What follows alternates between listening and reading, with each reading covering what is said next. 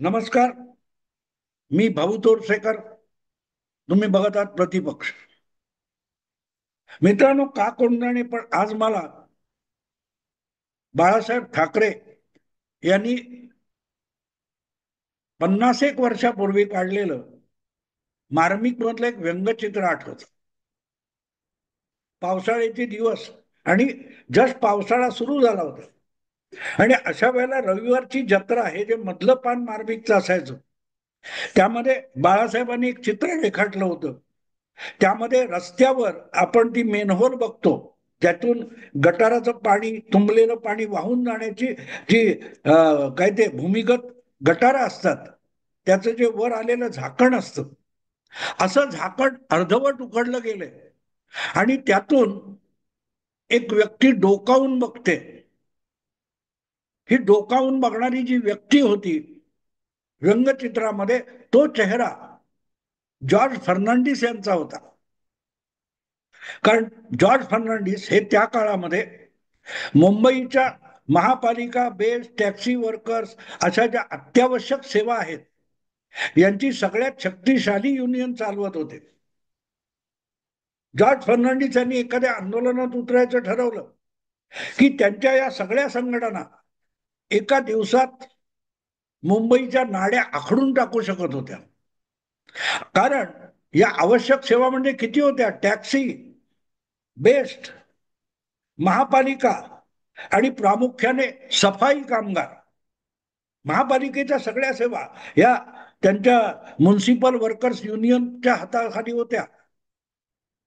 पण हे जे आंदोलन प्रामुख्याने सफाई कामगारांचं आंदोलन आहे, हे दरवेळेला पावसाळ्याच्या तोंडावर का होतं या प्रश्नाचं उत्तर तेव्हाही कधी दिलं गेलं नाही. आपल्याकडे आपण आता ऐकतो की पावसाळा जवळ आला की गटार आणि नाले सफाई सुरू होते. अन्यथा जर नाले सफाई झाली नाही तर पावसाचं तुंबणारं पाणी आहे ते वाहून समुद्रात जाण्याचा मार्ग रोखला जातो आणि सगळीकडे काय तो सखल भागामध्ये पाणी तुंबून राहतं. म्हणून पावसाळ्याच्या 2-2.5 महिने आधीपासून सगळीकडे नाले सफाई, गटार सफाई सुरू होते. आता सफाई कामगारांनी ऐन पावसाळ्याच्या तोंडावर किंवा पावसाळा चालू असताना जर संप पुकारला तर मुंबईच्या करोडो लोकांना अक्षरशः नाकीत दम येऊ शकतो. कारण पाणी तर तुंबणार आहे, पण नुसतं पाणी तुंबणार नाही. जागोजागी लाखो लोकांनी निर्माण केलेला जो कचरा आहे तो त्या तुंबलेल्या पाण्यावर तरंगायला लागतो आणि पार दुकानामध्ये, घरामध्ये घुसू शकतो. आणि दरवेळेला मला आठवतं की हे सफाई कामगारांच्या संपाचं हत्यार महापालिकेला अडवण्यासाठी, अडकवण्यासाठी किंवा कोंडीत पकडण्यासाठी फर्नांडिस नेमकं त्यावेळेला पावसाळ्याच्या तोंडावर किंवा ऐन पावसाळ्यामध्ये सफाई कामगारांचा संप, ते हत्यार जॉर्ज फर्नांडिस उपसायचे. आणि त्याचा आधार घेऊन बाळासाहेबांनी ते कार्टून काढलं होतं. हे गटाराचं तोंड उघडलंय, आम्ही आलो. पण ते आम्ही आलो असं जे म्हटलं होतं त्याच्यावर जे अक्षरात लिहिलेली कॉमेंट होती, ती कॉमेंट अशी होती की पावसाळा आला की बेडूक आपल्याला दिसतात, ज्याला बरसाती मेंढक असं हिंदी म्हणतात. पावसाळ्यात जे आत आत आत भूगर्भात चिखलात गेलेले असतात ते हळूहळू करत वरचा स्तर जमिनीचा ओला झालो की बाहेर येतात. असा जो एक प्राणी आहे तो बेडूक आहे. आणि त्यामुळे पावसात जसे बेडूक उगवतात तसे या सफाई कामगारांचे नेते असलेले जॉर्ज फर्नांडिस यांना बेडूक दाखवणारं कार्टून बाळासाहेबांनी केलं होतं. हे एवढं वर्णन मी एवढ्यासाठी केलं की जी बेडकाची उपमा त्यांना दिली की मुंबईकरांची कोंडी करायच्या वेळेलाच कचऱ्याचं नियोजन विस्कटून टाकण्यासाठी तो जसा संप व्हायचा, ती जी मानसिकता होती ती मानसिकता आता वेगळ्या प्रकारे समोर आली आणि म्हणून मला ते व्यंगचित्र आठवलं. आपल्याकडे योगेंद्र यादव नावाचे एक पुरोगामी विचारवंत आहेत. ते कधी कधी शेतकरी असतात, कधी कधी ते सेफॉलॉजिस्ट आणि ओपिनियन पोल करणारे असतात, कधी कधी ते राजकीय नेता होतात, कधी कधी ते पत्रकार आणि बुद्धिमंत आणि विश्लेषक होतात, कधी कधी ते प्रोफेसर असतात. आता नेमके योगेंद्र यादव कोण आहेत हे सांगणं अवघड आहे. पण लोकांच्या मनामध्ये एक शंकेचं वातावरण निर्माण करणं आणि संशय आणि अफवांचा हलकल्लोळ माजवून देणं, यामधलं योगेंद्र यादव यांचं कौशल्य बेफाट आहे, बेफाट आहे. तुम्हाला आठवतं जेव्हा शाहीनबागचं आंदोलन चालू होतं, त्यावेळेला हे योगेंद्र यादव आणि प्रशांत भूषण नावाचे वकील हातात कागद घेऊन दोघेच रस्त्याने चालले होते आणि पोलिसांनी त्यांना हटकलं होतं. तेव्हा ते सीएच्या विरुद्धचे मानवाधिकारवादी आंदोलक झालेले होते. पंतप्रधान नरेंद्र मोदी ज्यांना आंदोलनजीवी म्हणतात, त्यातली ही एक प्रजाती आहे. जगात कुठेही काही अस्वस्थता दिसली की त्याच्यात झोकून द्यायचं आणि त्याचं नेतृत्व घेण्याचा प्रयत्न करायचा. किसान आंदोलन झालं होतं, आठवतं? 3 कृषी कायदे आले आणि त्याच्यावरून जो हलकल्लोळ माजवण्यात आला आणि दिल्लीच्या सीमा जवळजवळ 1.5-2 महिने रोखून धरणारं आंदोलन पंजाबच्या शेतकऱ्यांनी केलं, त्याला उत्तर प्रदेशच्या त्या कोणत्या किसान युनियनचे आहेत त्यांनी दिलं. तेव्हा सुद्धा अचानक डोक्याला एक काय तो गमछा बांधला आणि योगेंद्र यादव अचानक शेतकरी झाले होते, शेतकरी नेता झाले होते आणि त्या आंदोलकांच्या वतीने हेच पत्रकार परिषदा घेत होते, पत्रकारांना बाईट्स देत होते. पण त्या बाईट संपल्यानंतर एक गोष्ट सरळ होती. हा सगळा विषय जो होता हा 2022च्या ज्या विधानसभा निवडणुका व्हायच्या होत्या उत्तर प्रदेशमध्ये आणि पंजाबमध्ये, त्याच्या पार्श्वभूमीवर हे किसान आंदोलन उभारण्यात आलं होतं, ज्याच्यात कोणीही शेतकरी नव्हता. सगळेच्या सगळे 7-12 वर्षे शेतकरी आणि व्यवसाय आणि व्यवहारातले अडते आणि व्यापारी होते. म्हणूनच शेतकऱ्यांच्या भल्याचं आणि अडत्यांच्या नुकसानाचं जी व्यवस्था कायद्यामध्ये करण्यात आली ते हाणून पाडण्यासाठी आंदोलन झालं होतं. पण त्यामध्ये योगेंद्र यादव घुसले आणि किसान नेता झाले. पुढे त्याचा कुठलाही परिणाम ना पंजाबमध्ये झाला ना उत्तर प्रदेशच्या निवडणुकीत झाला, कारण या दोन्ही निवडणुका विधानसभेच्या एकाच वेळेला झाल्या होत्या. अगदी पंजाबमध्ये या किसान आंदोलनाच्या 2 नेत्यांनी आपला एक पक्ष काढून निवडणुका लढवायचा प्रयत्न केला, पण त्यांची डिपॉझिट सुद्धा गेली. इतकं हे आंदोलन बोगस होतं. ती खरोखरच पंजाबची आणि पंजाबच्या शेतकऱ्यांची मागणी असती तर या शेतकरी चढूनी किंवा असा कोणतरी होता नेता, तो जिंकला नसता, पण निदान डिपॉझिट वाचलं असतं. त्याच्या पुढची गंमत अशी की उत्तर प्रदेशमध्ये, जो पश्चिम उत्तर प्रदेश जाटांचा प्रदेश आणि जाट म्हणजे शेतकरी हे जे समीकरण होतं, तो राजेश टिक्केत, नरेश टिक्केत हे त्यांचे मोठे नेते यांना बगलेत मारून योगेंद्र यादव आपली टिमकी वाजवून घेत होते. पण त्याचा काडीमात्र उपयोग त्या पश्चिम उत्तर प्रदेश आणि मेरठ वगैरे परिसरात सुद्धा झाला नाही. पुन्हा एकदा प्रचंड बहुमताने भारतीय जनता पक्ष उत्तर प्रदेश मध्ये सत्तेवर आला आणि त्यावर प्रतिक्रिया देताना हे योगेंद्र यादव काय म्हणाले होते? शेतकरी आंदोलनाबद्दल त्यांनी व्यक्त केलेली जी प्रतिक्रिया होती ती समजून घेण्यासाठी सारखी आहे. भाजपचा पराभव करण्यासाठी आंदोलन होतं, किसानांच्या शेतकऱ्यांच्या हिताचा काडीमात्र संबंध नव्हता. पण उत्तर प्रदेशच्या निकालात भाजपचा परत विजय झालेला दिसल्यावर योगेंद्र यादव म्हणाले, आम्ही पिच तयार केलं होतं, आम्ही खेळपट्टी तयार केली होती, बॅट्समनने बॅटिंग केली नाही त्याला आम्ही काय करायचं. हा बॅट्समन कोण होता त्यांचा? बॅट्समन म्हणजे भाजपचे विरोधी पक्ष, मग काँग्रेस असेल, अखिलेश असेल किंवा आणखीन कोणी असेल, ते जर उत्तर प्रदेशमध्ये किसान आंदोलनाचा फायदा घेऊन भाजपला पराभूत करू शकत नसतील, तर आमचा दोष नाही. आम्ही खेळपट्टी तयार केली, म्हणजे भाजप विरोधी वातावरण तयार केलं.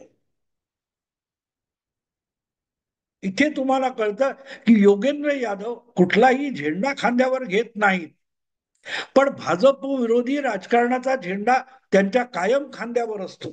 त्यामुळे त्या त्या प्रदेशामध्ये जो कोणी भाजपचा विरोधी पक्ष असेल, त्या पक्षाच्या साठी एक वातावरण निर्मिती करणं, खेळपट्टी तयार करणं, पीच तयार करणं, हे काम योगेंद्र यादव करत असतात. आणि म्हणून हा माणूस धादांत खोटं बोलू शकतो. जे जे काही भाजप विरुद्ध असेल, ते खोटं सुद्धा बोलायला योगेंद्र यादव डगमगत नाहीत.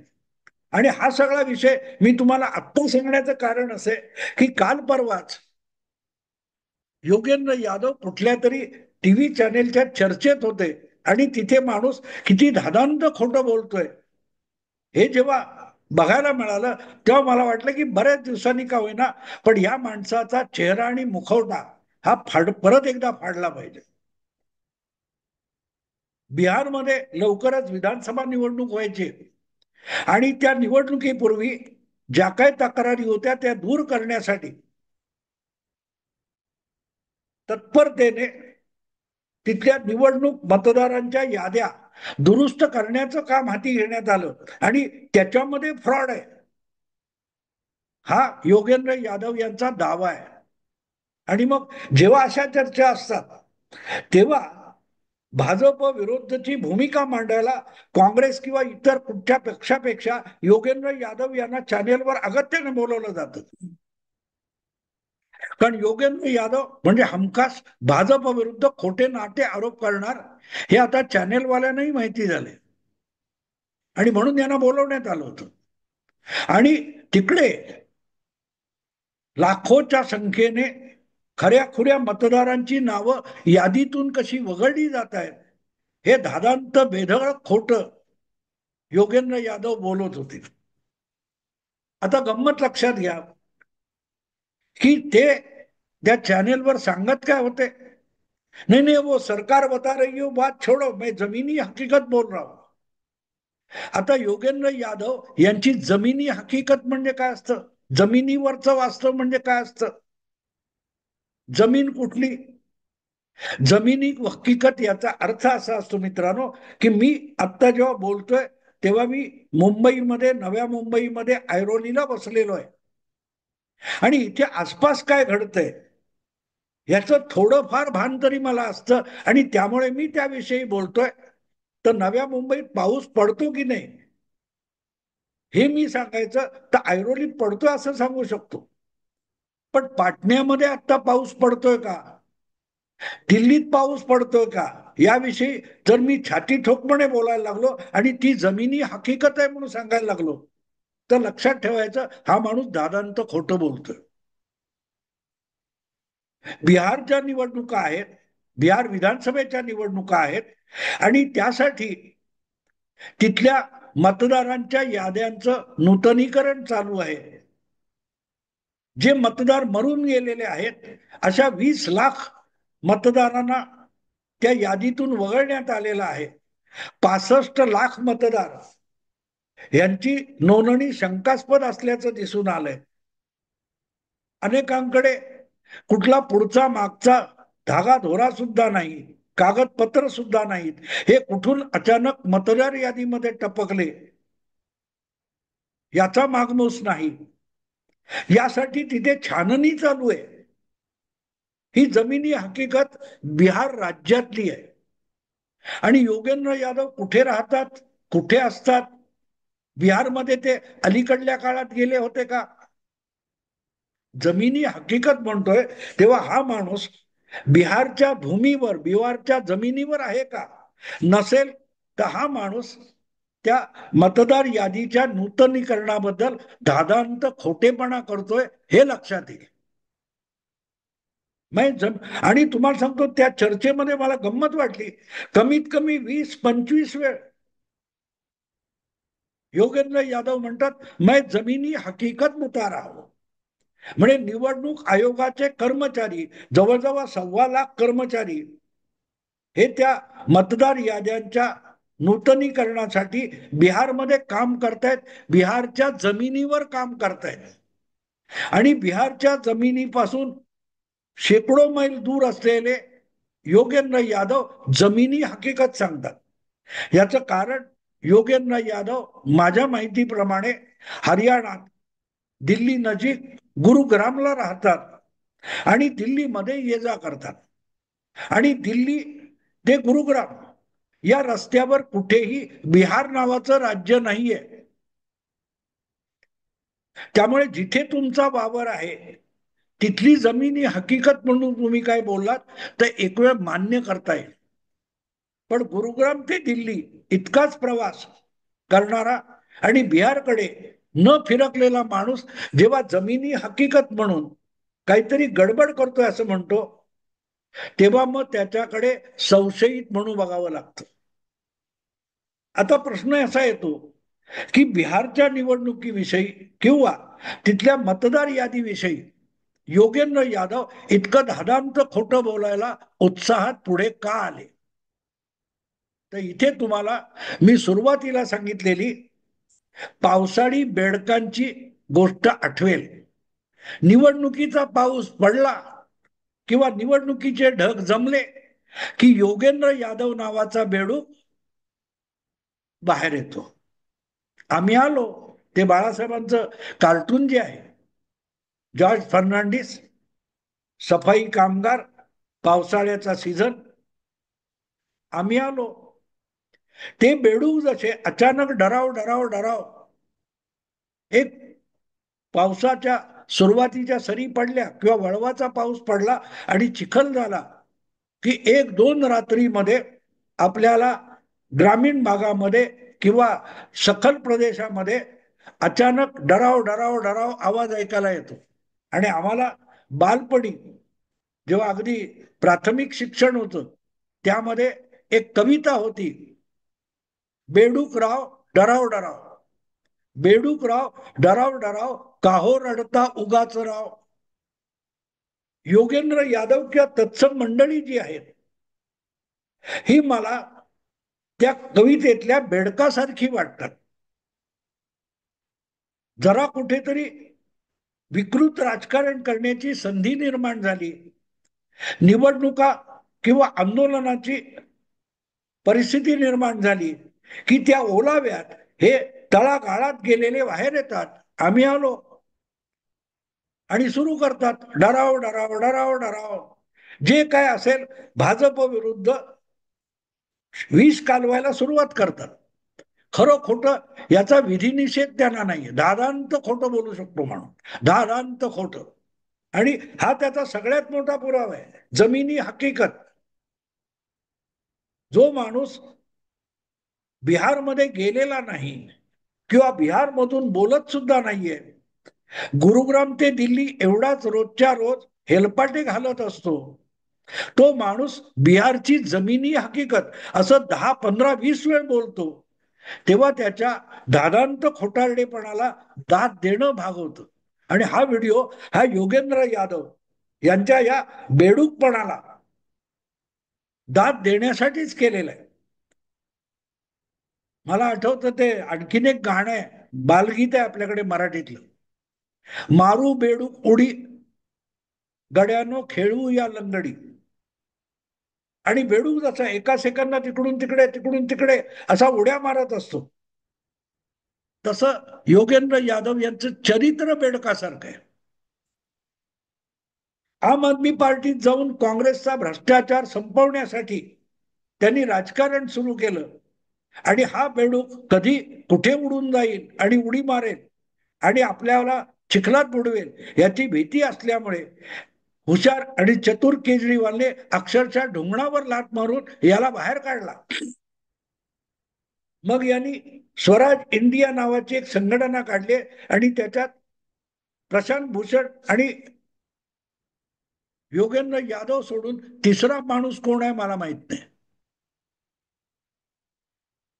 2019च्या लोकसभा निवडणुका संपल्यानंतर या माणसाची पहिली प्रतिक्रिया होती, काँग्रेस मस्ट डाय.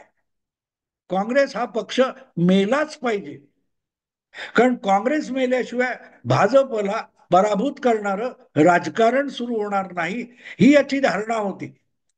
आणि अवघ्या 2-3 वर्षामध्ये जी काँग्रेस मरावी अशी प्रार्थना योगेंद्र यादव करत होते, त्याच काँग्रेसला पुनरुज्जीवित करण्यासाठी योगेंद्र यादव राहुल गांधी यांच्या पदयात्रेत सहभागी झाले. कळलं बेडूकुडी म्हणजे काय? काँग्रेस मेली पाहिजे, काँग्रेस पुनरुज्जीवित झाली पाहिजे, याला बेडूकुडी म्हणतात. कुठून कुठे जाईल याचा भरोसा नाही. चिखलातून पाण्यात जाईल का, स्वच्छ पाण्याचा चिखल करेल का? आणि म्हणून ते शीर्षक मी दिलेले, बेडूकराव डराव डराव काहो रडता उगाच राव. म्हणजे का रडतोय हा माणूस, याचं उत्तर त्यालाही माहिती नाही, पण रडत राहायचं.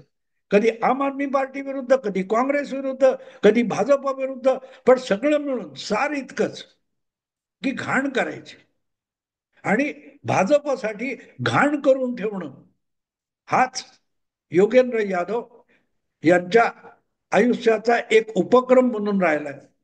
असो मित्रांनो, आता इथे थांबतो. आवडलं लाईक करा, शेअर करा आणि प्रतिपक्षाला सबस्क्राईब करा. नमस्कार.